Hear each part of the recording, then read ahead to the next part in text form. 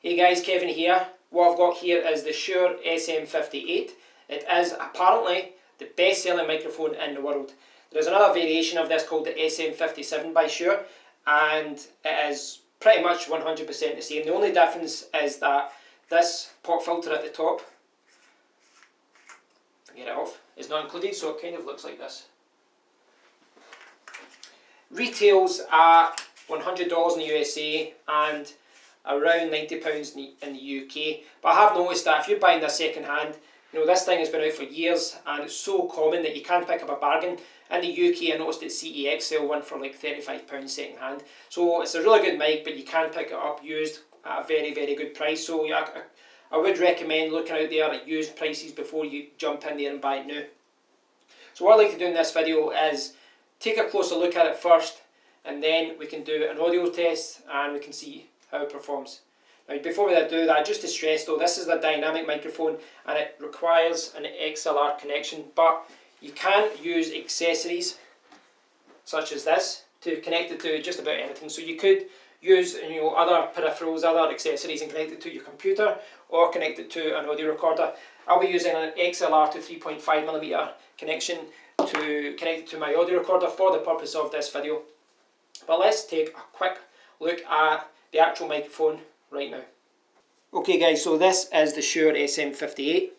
If you look at the microphone, you can see it's a little dirty, it is a little bashed as well. But the fact that this is still going strong after 20 plus years is kind of testament to how well these things are built. If I take this off, you should be able to see what it's like without the pop filter, and this is what the SM57 would look like. Let me get you into focus better. So that's essentially what the SM57 would look like. You can see some sellotape here.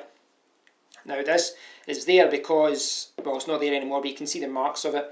My brother said that the lead singer also uses the same microphone, and his actually broke. They dropped it or something and they bought another one, and just to distinguish between which microphone belonged to which person, my brother put a big piece of tape around his, so that's why this part's all sticky. But if I'm be a little bit careful with this part, I can show you what's inside. I'll be careful and see that's what's on the inside. Put that back on.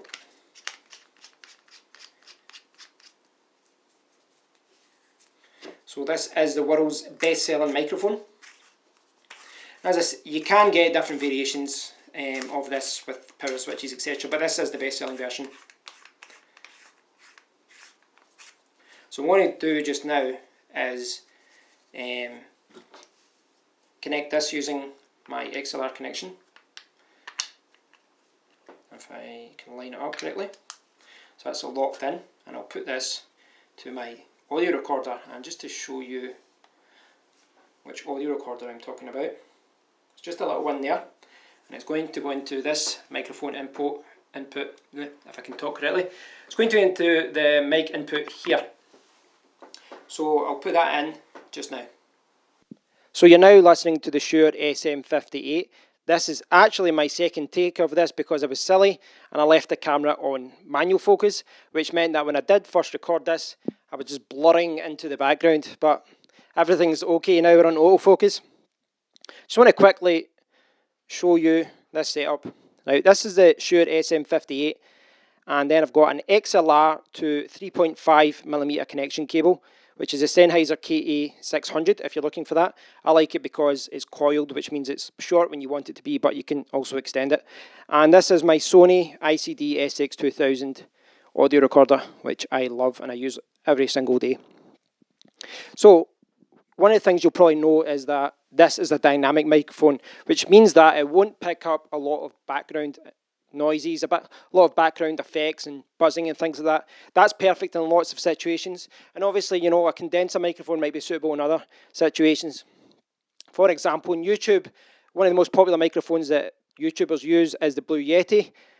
I think it's overrated, I will say that, but I do have it. I've got it downstairs and I use it with my PlayStation 4 whenever I do a game stream. But the problem with that one is, even though it's got 4 different settings and you can change the settings so that it only goes forward, it still picks up a lot of background noise, a lot of, a lot of noise in the background that you don't always want.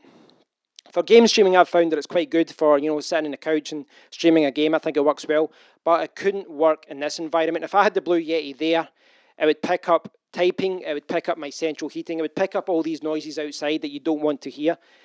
That's not what would happen with this. This is a dynamic microphone, and that means that if I'm talking like this, and then I move away from the microphone, I'm talking at the same volume, but you're going to find it very, very quiet now. And if I extend myself back to here, it's going to be very, very quiet. And that test should illustrate why this is popular with bands. You see bands doing that all the time. The singer is singing away into the microphone. I'm not going to sing, but the singer is singing away, and then they'll turn away, blah, blah, blah, blah. They'll talk away, and they'll talk to the drummer, they'll talk to the bass player, the guitar player, whatever.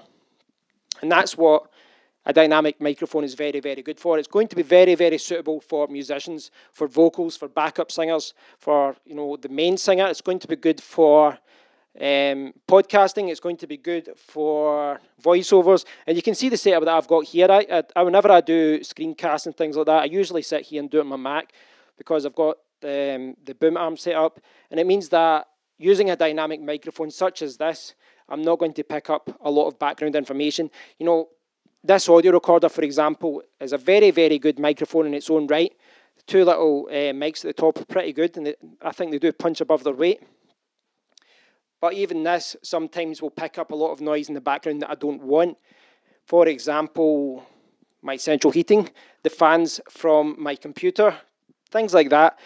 And it's just the way it's designed. I mean, it's perfect for many situations. Now, the downside to that is that as good as it is that this only picks up, vocals and noises that are close to it, sometimes that's not what you want. I mean, I couldn't sit this microphone over there and then talk away. I always have to stay close to this microphone.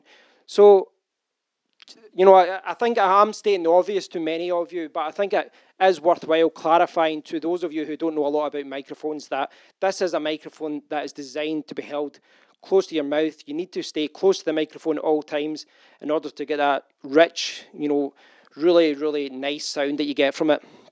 And again, if I'm talking like this and I'm talking back, you can tell that you need to keep the microphone at the same distance. Now, that's kind of easier to do if you've got a microphone stand and a pop filter, because you can stand at the same distance or sit at the same distance all the time. But if you're holding it by hand, it can be a little difficult to always put it at the same position. But, that is one of the problems that you get with a dynamic microphone. Not so much a problem. I think with all microphones, it's really just about understanding what it can do and what it can't do and just working to its strengths. And if you don't use certain microphones in certain situations, and it's the same with this. So guys, I'll leave it over to you now. I'd love to hear what you think about this. This is the Shure SM58, but it's also the Shure SM57, the same microphone. I'd love to hear from you guys. I'd love to hear from you guys and let you know, how does it sound? Is this the type of microphone that you're looking for? And again, this retails currently at $100 and about £90 in the UK, but I do see it being sold a lot cheaper, second-hand.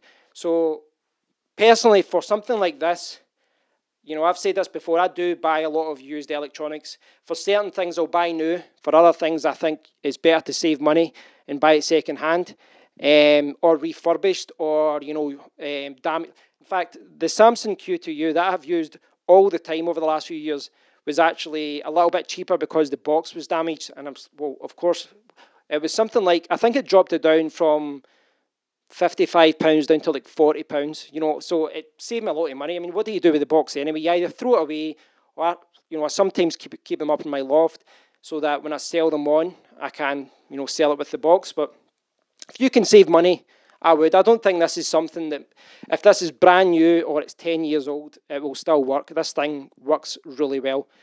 Let me know what you think about it, guys. I think it's a decent microphone, I really do.